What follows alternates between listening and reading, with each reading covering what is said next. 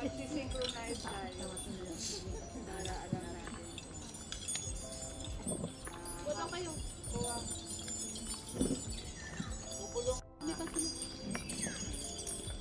Sino yung nakahawak ng salt? Hanapin mo. Magmamadali eh. Hanap, kasi magsisimula tayo na humingi ng pahintulot. Bagong umaga para sa lahat. Bagong araw sa lahat.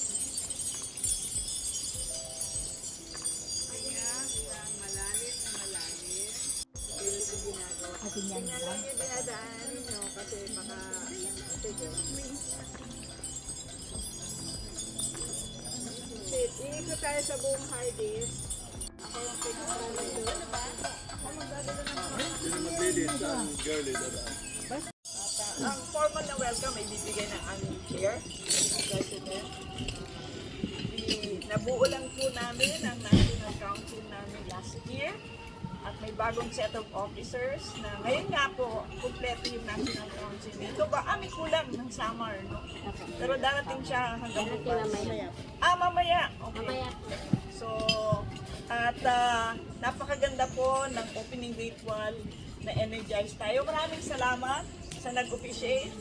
Tayo naman si Tita Girlie. Tita Girlie po, ang ating babaylan para sa araw na to na magdadala rin ng maraming ritual pang gagawin ng Sarilaya sa iba-ibang mga lugar. At natutuwa po kami, nandito si Mayor ng Ginyangan. Magpapasamit si Mayor ngayong Women's Month, no? So, National Council, get ready. Ginyangan. So, yun yung isang napakaganda. And of course, our babaylan will be with us, no? To open also Sarilaya in Ginyangan. So, yun yung isang maganda. At alam ko, refresh tayo, energize tayong lahat. At ang kalooban natin ay nakahanda para sa ating sentro binhian. Thanks to PRRM, si Kuya Ed, no? Nakasama ko si Kuya Ed, estudyante pa ako. 7 Ps. So we came from the same organization, yung Hero, no? Isa sa mga founder.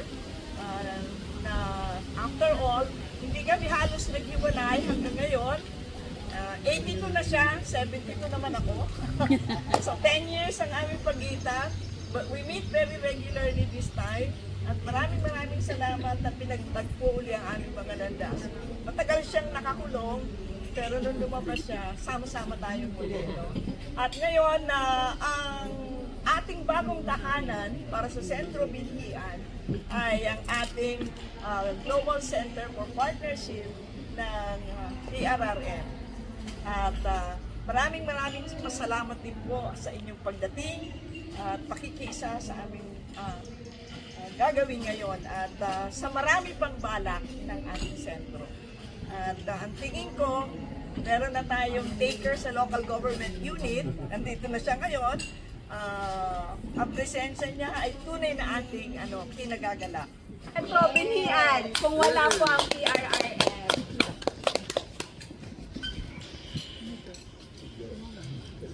Maraming salamat po. Ritual opening lang naman. Bigla ko naisip kanina, kailan pa tayo met nung unang nag-MOU o MOA?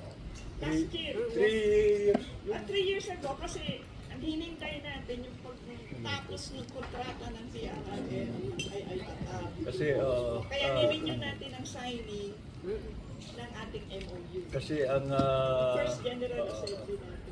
General Assembly ng Sarilaya ginawa sa office ng PRRM. Tapos nag-GOA kami na paano magpa-partner. Ay naiisip na nun po, maliban sa magko-complement. Kasi ang PRRM, all the time meron kaming gender program pero hindi masyadong masigla. Kaya sabi lang, sabi pa meron organisasyon ng PRRM na sinusuportan yung Daluyong na kasama ng PKKK. Pero sabi nga, ayan ang Sarilaya, mas masigla yan, mas marami, mag-partner tayo. Eh si Met naman noon, sinabi nga niya, kung aming dream talaga, gusto namin may sarili kaming production ng medicinal plants and herbs. Kasi maraming kaya, pero saan manggagaya? Kamahal ng lupa, wala naman silang pambili ng lupa, gano'n, no? Eh sabi ko, meron kaming lupa doon sa Silang. Pag-usapan natin, pero tulad ng sabi po niya, sa hindi ko alam, ito pong lugar na ito, mabilis lang. Akala ng iba IRR na una, tapos nagtayo ng PRRM. Actually, it's the reverse. Ang PRRM po ay tinayo na 1952. Next year, 75 years old na. Ang nagtayo ay isang Chinese, si James Yen, na Amerikano ang pamilya. Nagsimula sa China noong 1936 ng rural reconstruction, literacy, health, livelihood, self-governance. Problema, panahong yon, nagsisimula rin sina Mao Zedong ng Chinese Revolution. So, sabay-sabay sila. Nanalo si Mao. Ay di sabi ni Yan, masyado masikip yata ang China, umalis na muna siya. Nagpunta siya sa Taiwan. Hindi ko lang alam kung siya kinontak o siya kumontak. Nagkausap sila ni Magsaysay. Si Magsaysay naman noon, katatapos lang ng bakbakan sa HMB. Mga hukbalahap. Ang tanong sa kanya ni James Yen at ni Conrado Benitez, na contact ni James Yen rito, paano mo ipiprevent yung gulo na naman kung hindi mariresolve ang rural issues? Kaya sabi, paano? Ayun, sabi niya, rural reconstruction, fourfold. Literacy, health, livelihood, governance, ganyan. Sabi raw ni Magsaysay, magandang idea, pero makakakumbisi ka ba ng mga kabataan mula sa syudad na pupunta sa kanayunan? May duda sila noon. Anyway, nagkasundo sila eventually, nasimulan po. Pero ang focus doon ay hindi Silang, kundi Nueva Ecija. Habang nangyayari yon, ewan ko kung paano nagsimula. Binili ito ng PRRM, palagay ko pera ni James Yen. Hindi ko alam kung ano magkano. Basta PRRM ang may-ari kasi wala pang IRR noon. PRRM lang. Ngayon, pagkatapos sa ilang taon, itinayo ni James Yen yung IRRR para yung leksyon na hango sa PRRM sa Pilipinas pamahagi sa buong daigdig. Kaya tinayo niya ang IRRR. Kaya ang PRRM hindi naman nagmamadaling. Ang habol na namin ay yung aming hawak na iba, ayusin na natin. Kaya natutuwa kami na, kaya tinawag namin Global Partnership Center. Global because hindi lang pang Pilipinas, IRR global yan Partnership. Na doon, hindi kami ang gagawa ng lahat, hahanap kami ng mga partner. Kaya after IRRR, congratulations, ang kauna-unahang partner ng PRRM sa Global Partnership Center ay Sarilaya. Wow! Parang first date. Tsambahan yan kasi sabi nga ni Met, pareho kami taga Mindoro. Nagkakilala, gano'n, naghahanap ang PRRM ng women's program, naghahanap ng, so, pinagtagpo talaga tayo. No?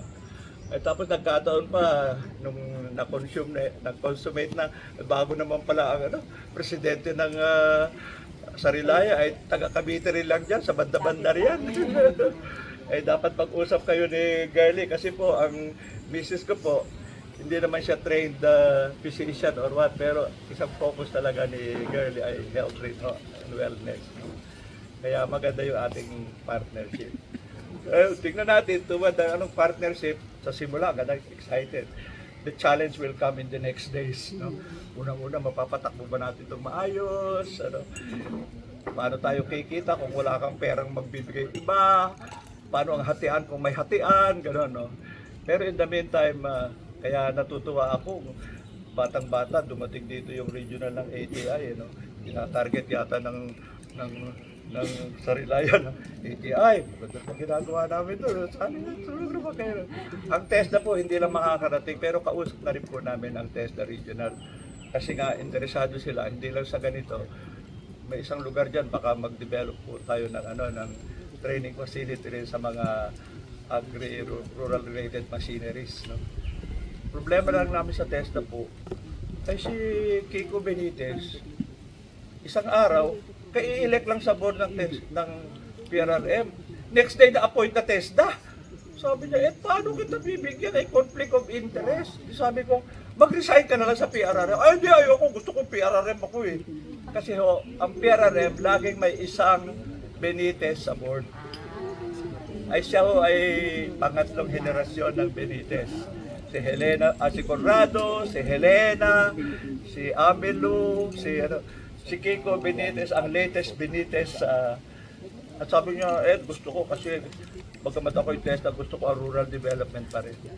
Anyway, kapunti na lang, sabi niya, ako usapin mo lang si Sarge Colombo. Kasi si Sarge Colombo po, siya ngayon ang deputy ng TESDA na nakapokus. Ito pala, Mayor, magandang kausapin natin si Sarge Colombo, deputy ni Kiko, ang in charge sa devolution sa local government at community-based training. Kaya yung inimbita ko rito, pero hindi makakaparito eh. So, no. Pero siguradong pag-usapan ko na. So yan ho ang kalagayan ng kaya like anything bago, hindi pa natin paano ito magde-develop, tingnan po natin. Pero ako'y natutuwa na unang-una, ang sanila ngayon, may roots rin pala sa Cavite, pagkatapos pareho tayo interesado sa health, at matagal-tagal din ito kung paano sisimula, kasi hindi naman tayo lahat ay super mayaman o wala namang kinupit sa flood control. So, hindi, kasi gusto din natin namang, kasi alam mo nyo, ang NGO for Revive, nasira yung pangalan dahil kay Napoles eh. Di ba? Ang tingin ay ang NGO nagpapagamit sa politiko para magkaroon ng anomalya. Kaya very careful tayo na parang laging opisyal at maayos. Huwag masilipan ng parang conflict of interest tayo. Kasi nga in the long run, tingin natin, bagamat may tumutulong sa atin galing sa ibang bansa, sa kahuli-hulihan, anumang local organization, NGO, PO, ganyan, should have our own share ng public ng Pilipinas. Taxes natin yan eh. Kung utang man yan, inutang yan sa ngalan natin eh. So dapat meron tayong share niyan. Pero siyempre, deal with government, maraming requisitos, maraming papeles, maraming process. We just have to learn. Sa tunay na buhay, komplikado. Kahit magkasundo na kayo, ay may susundin kang batas, susundin proseso, mga requirement. Pero alam ko, lalo sa ATS, may training kayo. May lugar kayo. May training room kayo.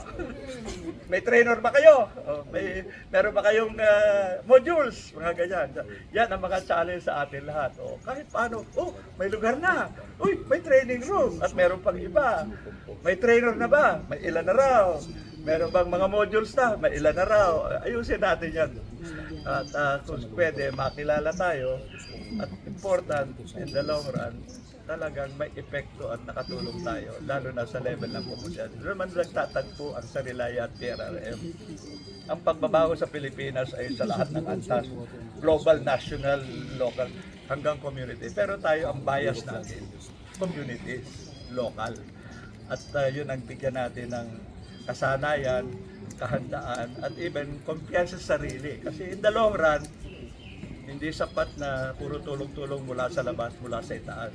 Dapat matuto rin ang mga tao na makahanap ng paraan at kakayahang kumilos sama-sama. Ganon. At yun ang hopefully, hindi lamang Sarilaya, kundi ibang future partners ng PRRM ay magkatulong natin.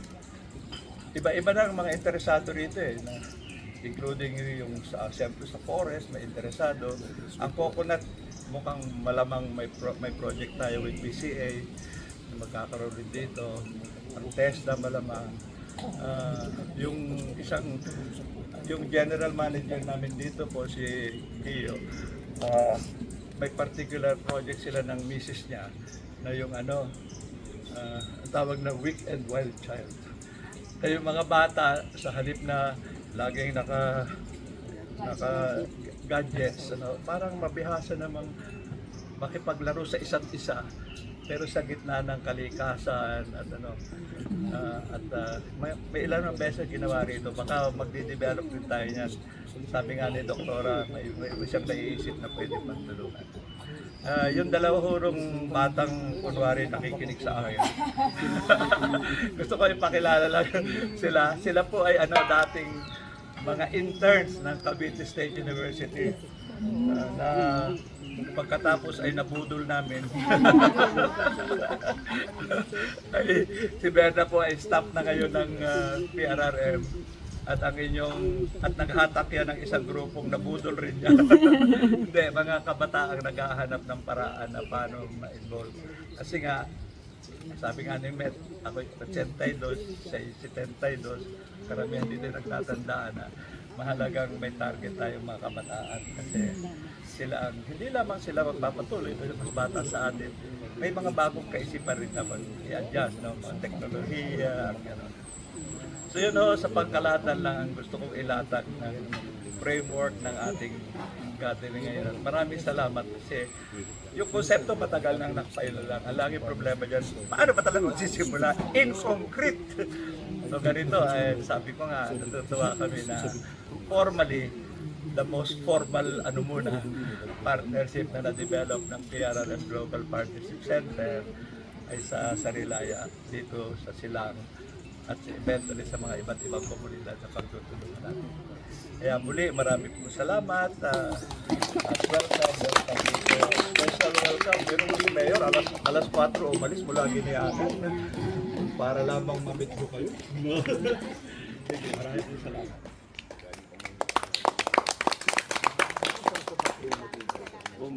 Haba siya ng buhay mo, gusto ko nakatulong. Ito po yung bagong elected na president po ng National Council ng Sarilaya for our response. Good morning! Opo. Ang dami nating natutunan ngayon sa maikling salita lamang ng ating mga pinuno, mga heads natin. Diba? Also recognize, of course, si Mayor, di ba? Coming from Quezon. Diba? Opo. Kagabi pa kami nag-uusap, kagabi pa kami nagbe-brainstorming ng board. At napakaganda po na mabubuo natin ngayon. Sabi ko nga kay Tita May, strat planning tayo 5 years. Ako po kasi ay isang co-op leader din po ng Region 4A. So nung masabi ni Tita May na from Quezon si Mayor, no? At we would like to replicate this.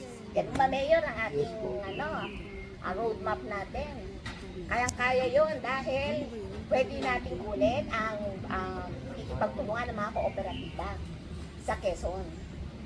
Through them, kung magsasamit tayo, sila yung mga iimbitahan natin. I know yung mga organizations ninyo, syempre yun ang mga unahin din natin iimbitahin, di ba? So that we can make ourselves, our programs be known to Quezon as well, So, sa kagabi po na pag-uusap namin, napakaganda po. Sustainability and all the programs that we will be, actually nandito na lahat, yung programa, paano natin gagawin, meron na, kung paano, at kung paano isa-sustain. So mamaya siguro, 2 araw pa tayo mag-uusap di ba ma'am? 2 araw pa. So, thank you so much po. We welcome you. We also would like sa Bilaya, mga kababaihan, ay maging ang presence natin ay maramdaman sa Quezon din at kung saan sa pang chapter natin. Marami na pong chapter ang sa Bilaya and it would be an honor for us to have a chapter in Quezon. Thank you so much and welcome to the inauguration ceremony of our wellness.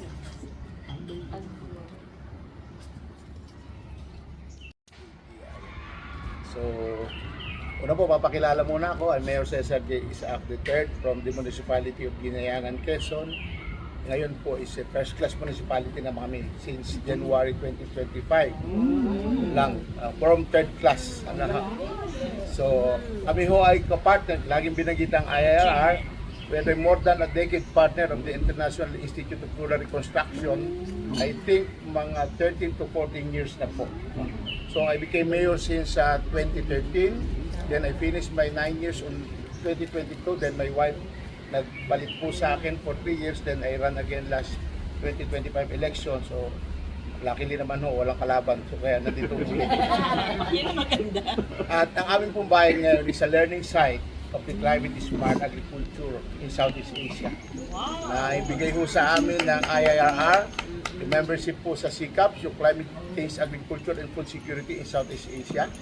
Kaya ho kami katatapos lang, ano ba, nagpunta Cambodia, yung huli namin bisita last, siguro 2 weeks ago. Pero galing na mga Vietnam, Myanmar, Cambodia, Thailand, and kami rin ho, lagi ho rin kami pinapadala, Vietnam, Thailand, ilang beses na po ako napadala para sa mga activity regarding sa food security. So talaga ako nag-focus talaga ho kami kasi 70% of our land is devoted into agriculture. So we have to reach program given with the IIRR. Talagang malaking tulong sa amin. Ang daming mga pondo nilang nakukuha, mga international NGOs. At during the minsan nung national validation ng Seal of Good Local Governance, sir, nakadalawa na po ako noong time ko. Ang isang tinanong ho sa akin ay, how come na nagkaroon ka ng long-time partner na isang international NGO? Kasi sa experience nila, bihira ho yung nagtatagal ng ganun katagal. 1 year, 2 years, 3 years is mahaba na. Pero siguro yung sustainability, kasi ang ugali ko ho, kung ano yung in-introduce nilang project, maski ho, tapos na yung funding nila, I make it sure ng LGU, nag-aalat ng fund to sustain para may continuity. Kasi sayang naman po yung binigay. At pag ako pinagsasalita sa aming mga farmers, lagi ko sinasabi sa kanila, kayo pa ba hindi magmamalasakit sa ating sarili natin? Ay taga ibang lugar na pumupunta, nagpapakahirap para pumunta dito para tulungan kayo. Kaya ngayon, maski pa paano po, so nadagdagan yung income ng aming mga farmers. Maski ho sa upland, magtataka kayo, meron ho kami mga fish pond sa aqueduct na project din ng IIRR. So nasa taas ho yun, pero basta may makita kaming tubig, i-introduce namin sa mga backyard lang ng mga farmer. And then later on, nagiging livelihood na rin ho kasi ho sobra-sobra na sa consumption nila, binibenta na. Ay ngayon bagay, online selling ako, tilapia, online selling po.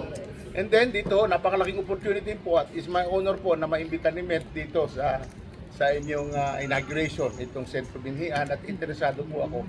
Talaga ho kasi ho, siyempre ang amin ng barangay is 50, we are 54 barangay at napakalalayo po ng mga barangay namin na iba. Kaya ho, sabi ko nga, nung introduce sa akin, maglagay tayo ng mga alternative medicine. Interesado po ako dyan kasi nung maliit pa ako, yung lolo ko is an active Girl Scout. Doon sa aming backyard, naglagay siya ng isang logo ng Girl Scout, ginawa niyang plant. Lahat ng klase ng medicinal plant na pwede nakatanim doon. At doon ho ang hingian ng mga tao. Ayaw magtanim, manghingi ang alam. So ngayon ho, ito maganda ho yung project, sabi nga sa kanya, plano ko rin maglagay ng katulad dito, Sentrong Binhian, para tuturuan ho natin yung mga women. At kami ho talaga namang yung gender equality, promote ko po talaga sa amin yan. Kalahi project ng DSWD, mga babae nakit nyo sa amin, nagpapalan, sumasali sa construction, kaya ho na-involved. So, at least maganda ho, salamat ho sa opportunity, makapartner ninyo, ang aming LGU, although medyo malito kaming bayan, medyo malayo, around 250 kilometers away from Manila. Travel ko nga ho, 4 AM ako umalis, dumating ako ng 10 AM, almost 10 AM dito ngayon. Diretso po yun. So, nag-breakfast lang kami, kaya kami tumigil. Pero anyway, hopefully ho, magkatuloy na nga at kami nga itong Women's Month celebration, sabi ko Met, umpisa na namin magkaroon parang Nutrition Women's Summit na pinagsama-sama kasi may PMNP program pa ho kami. Yung Philippine Multi-Sectoral Nutrition Project ng DOH at DSWD, meron pa rin po kami. Kaya ako, sabi ko, tama siguro, magkakatuwang-tuwang na ito para mas paano man, mas marami pang makita at paano sa amin. At marami ho kami mga ngayon, pinopromote namin yung tourism, marami hong resort sa amin. May beach resort, may freshwater resort, at kami ho ngayon nagtitiyataw ng Waterfalls Capital of Quezon. Meron na ho kami nakitang 60, nakalagay sa Facebook 41, pero sabi ng tourism officer ko, 61 na. Gawin, may hinahanap pa ho. At may isang barangay ho kami, isang cave, isang barangay ho, 27 caves. Grabe. So tapos 10 na hong cave yung nagkaroon ng cave management plan ng DNR. So yun lang ho, at maraming salamat ho, at looking forward sa ating pong partnership. Magandang umaga po muli sa inyo. Grabe, pati Thank you so much, waterfalls. Mayor. Yes po. Madami po. In-invite din po natin 41 yung ano, pero 60 plus. Ma'am, kung kanina Katuwang bless din natin po yan. natin yung area natin doon, medyo malayo, 1 hektarya po yun. Siguro later sa program, pwede pa natin ikutin tong area natin dito. May different, iba't ibang klase po tayo ng halamang gamot.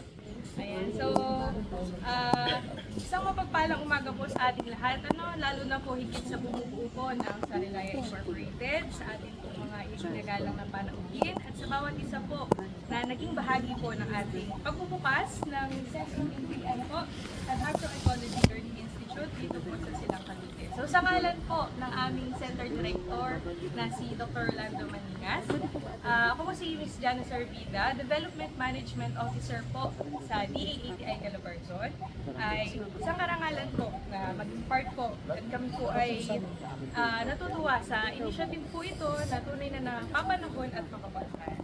So, meron po kaming ni-ready po na message, pero sa inyo pong mga sinishare. So, ang akin po sigurong part na ay i-share po paano po ba din kami magiging kapartner nyo po. So sa amin po, ang ATI po ay catalyst, capacity builder at knowledge bank po ng Region 4A. Ang main office po namin ay sa Diliman, Quezon City. Pero kami po, representative po kami from Region 4A sa Calabarzon. Ang office po namin, field office ay sa 13 Martires, Cavite.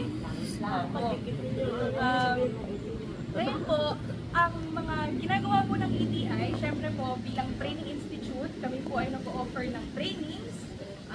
Especially po ang aming stakeholders ay local farmers. Meron po kaming trainings for agricultural extension workers. Sabihin, ito po yung mga empleyado po ng local government units. Ano po, meron din po kaming trainings para po sa mga private institutions.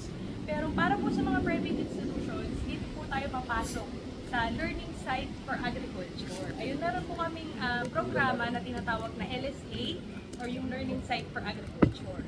So, para po tayo ay para po natin makamit yung isang form ng partnership po with ATI, kailangan po tayo maging LSA. Ano po? And sa nabanggit nyo po sa mga 1 hektarya at nakikita po natin dito, napakalaki po ng potential na tayo ay maging LSA.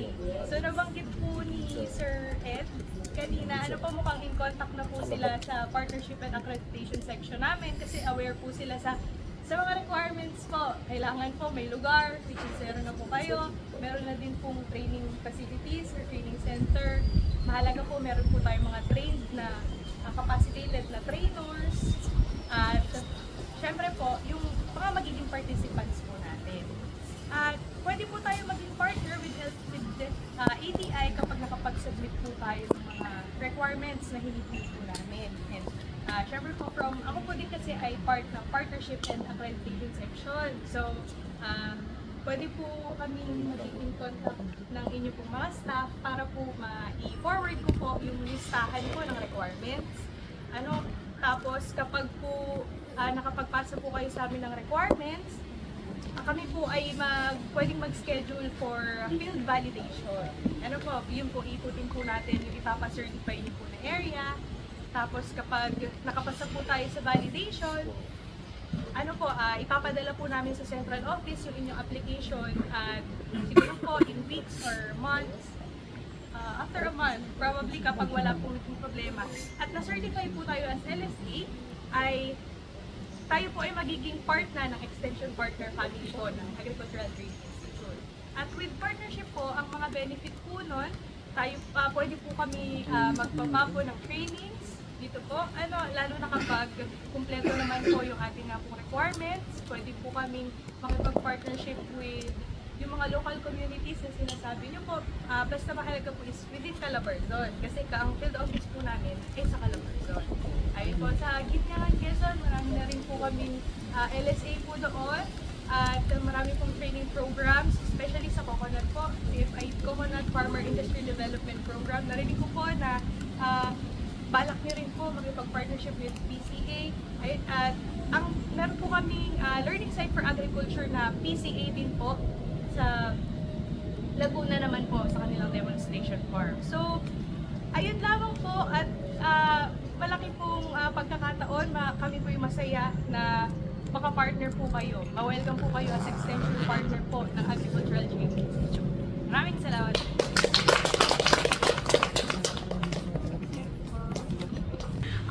Pwede tayong mag-ikot-ikot para makita po natin kung ano po yung mga available natin dito ng mga halaman. Kung kaya pa, hindi naman masyadong mainit din, tapos ma-shade naman, pwede pasyalan natin yung isang hektarya natin na area doon. Si Nanay Del Camacho, Vice President po ng Sarilaya for our closing.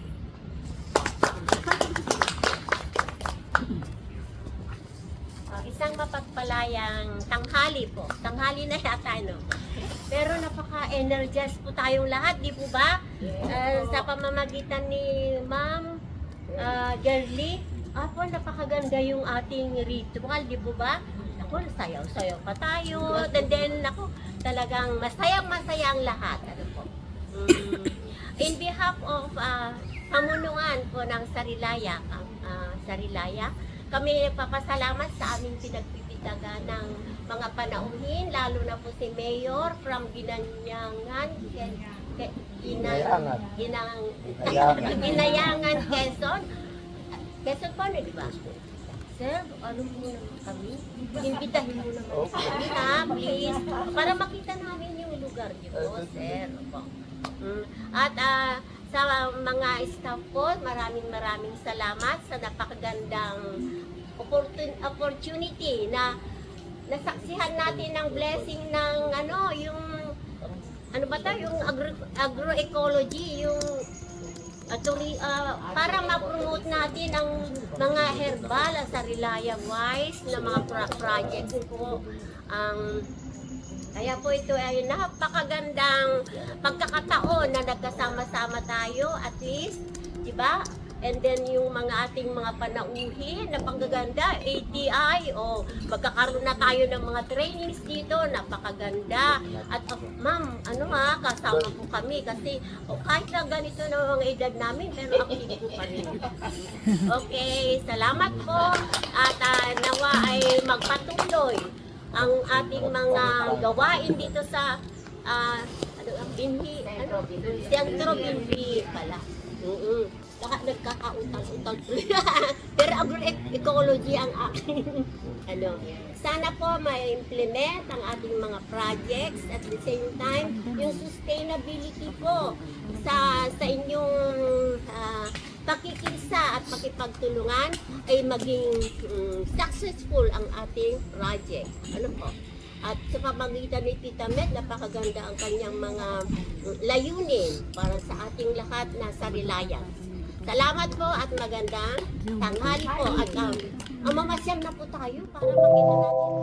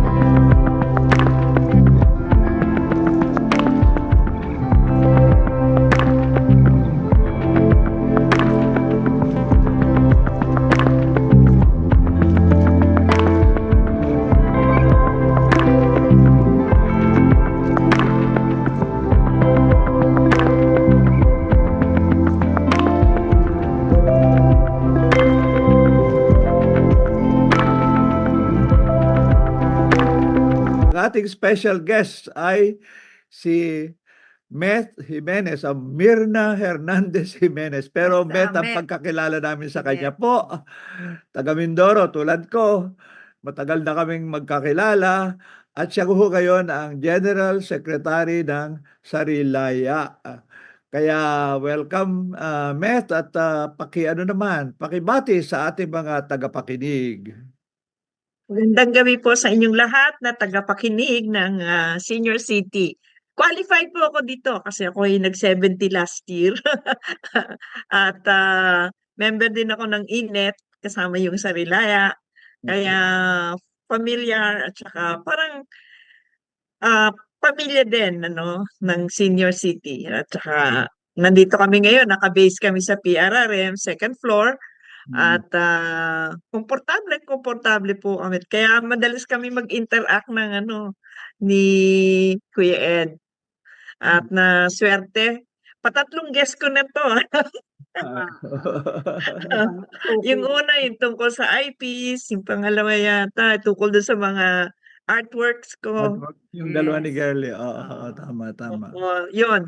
At ngayon ay natutuwa po ako na pag-uusapan natin ng wellness o yung isa sa mga programa namin yan sa Sarilingap, isa sa mga pillars ng program, yung Sari Ginhawa. Mamaya po ay babanggitin ko at nagkaroon kami ng pagkakataong mas ipaliwanag ito kasi itong Sarilingap ng Sarilaya ay talagang pinagsama-sama po yung karanasan niya sa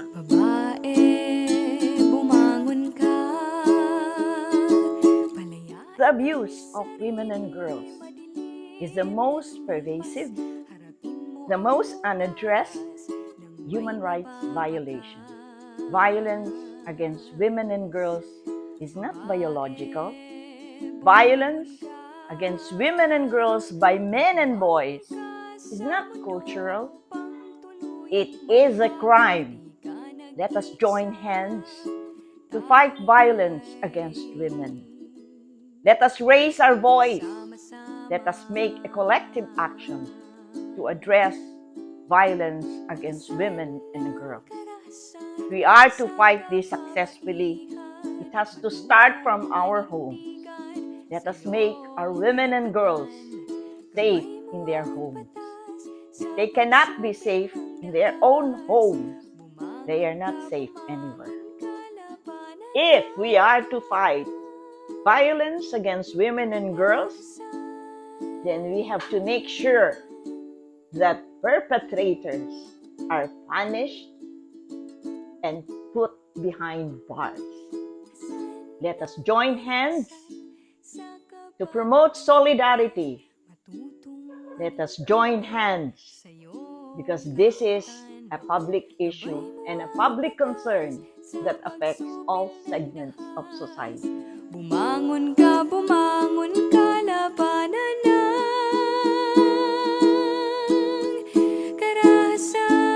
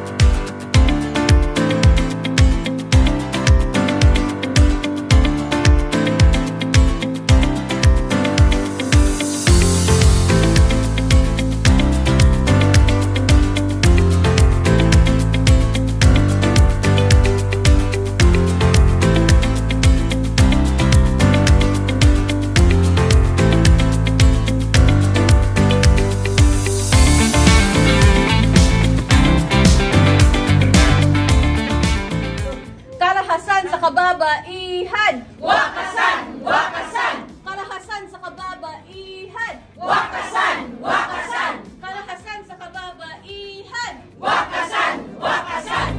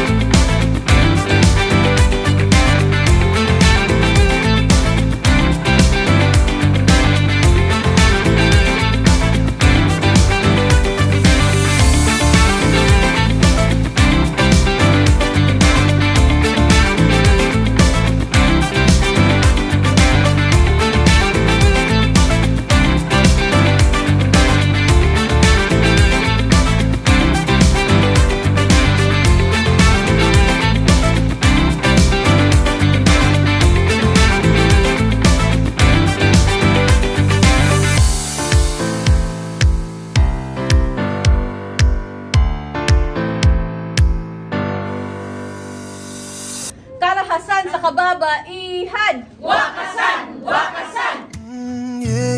Sarilaya is an organization of women to promote women's empowerment and gender equality. WeAffect has worked with Sarilaya in WeAffect housing for 1 million families plus, and also in the efforts toward the Purple Women's Agenda. In the next program cycle, Sarilaya will contribute to the key result areas of gender equality by pursuing the Purple Agenda, strengthen civil society that empower women. If you care enough for the living, to make a little space, to make a better place, and heal the world, and make it a better place. You and for me and the entire human race. There are people dying. If you care enough for the living, let's make a better place for you and for me. If you want to know why, there's a love that cannot lie. Love is strong, it only cares a joyful giving. And if we try, we shall see. In this bliss we cannot feel. If we will dread, we stop existing and start living. And it feels that always love's enough for us growing. So make a better world, oh, make a better place, and heal the world, and make it a better place for you and for me and the entire human race. There are people dying. If you care enough for the living, let's make a better place for you and for me.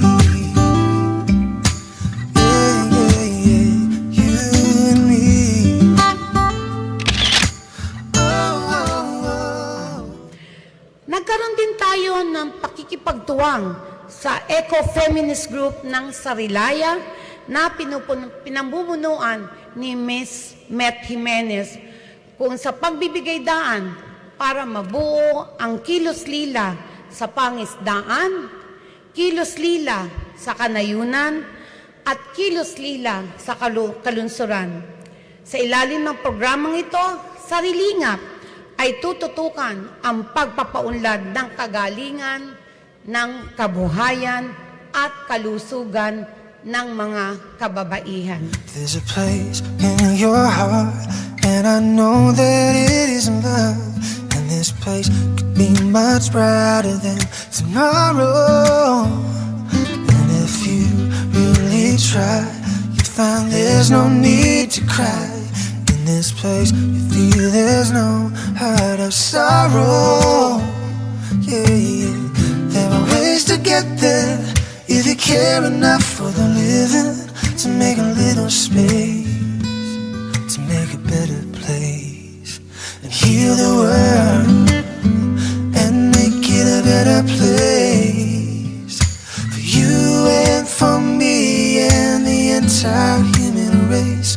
There are people dying. If you care enough for the living, let's make a better place for you and for me. Yeah, yeah, yeah. If you want to know why, there's a love that cannot lie. Love is strong, it only cares a joyful giving. And if we try, we shall see. In this bliss we cannot feel.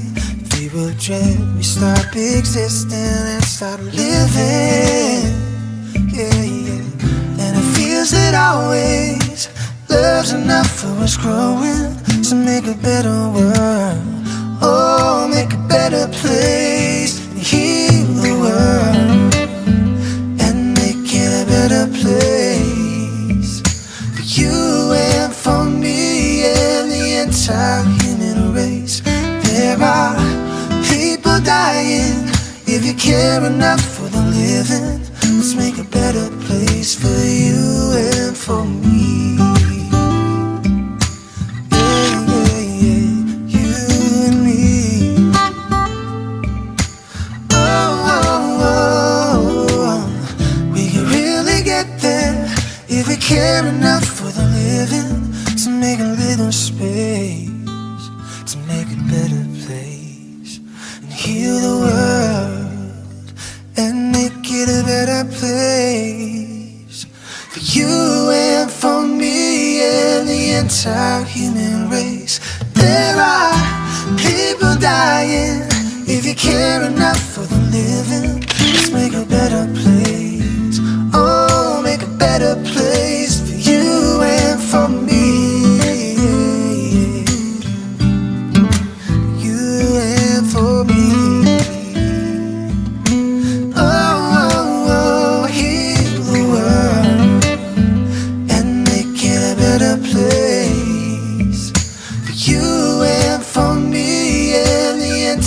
Human race. There are people dying. If you care enough for the living, let's make a better place for you and for me. Yeah, yeah, yeah, you and me. Oh, oh, oh. We can really get there if we care enough for the living, to make a little space, to make a better place, and heal the world and make it a better place for you and for me and the entire human race. There are people dying.